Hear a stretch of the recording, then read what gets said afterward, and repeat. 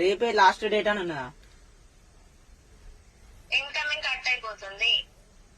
అక్క ప్లీజ్ అక్క నీ దండం పెడతా, కాలు మొక్కుతా. నా దగ్గర చిల్లికి అవ్వలేదు, నువ్వేంచక్క ప్లీజ్ అక్క, నీ కాలు మొక్కుతా, నీకు దండం పెడతాను అక్క.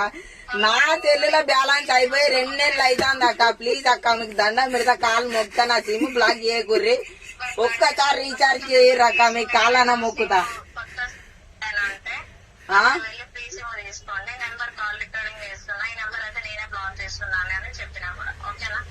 బ్లాక్ చేయకురక్క, నీ కాలు మొక్కుతా, నీ దండం పెడతా, నీ బాధ్యత అయితే అక్క. నాకైతే రీఛార్జ్ చేయక్క ప్లీజ్ అక్క.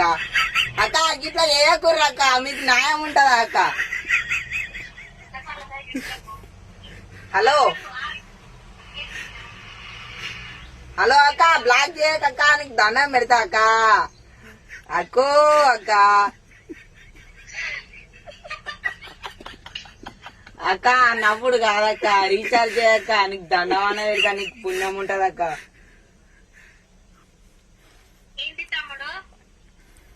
అక్క సిమ్ బ్లాక్ చేయకుర్రి అక్క, రీఛార్జ్ అయిపోయినాయి, రీఛార్జ్ చేయరు.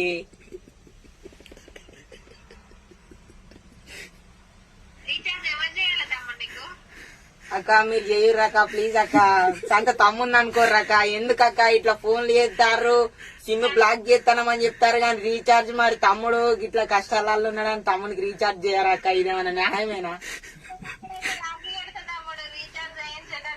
రాఖీ కడితే మళ్ళా నువ్వు నా దగ్గరనే దొబ్బుకపోతావు కదా అక్క, అందులేముంటది చెప్పిగా.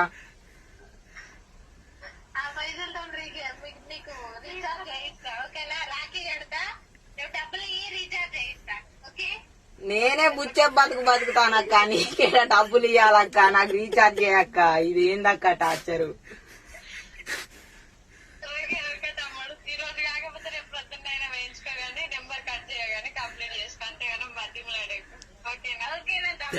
ఓకే అక్క, థ్యాంక్ యూ అక్క.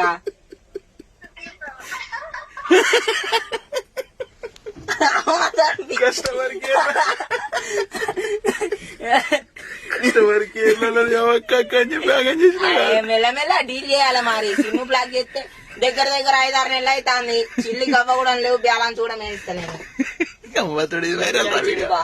పెద్దలు వైరల్ కాదు బా, మంచిగా నా తందర నేను ఉన్నప్పుడు ఫోన్ లో బ్యాలెన్స్ అయిపోయినాయి. ఫోన్ లో బ్యాలెన్స్ అయిపోవడు దాని తప్పు.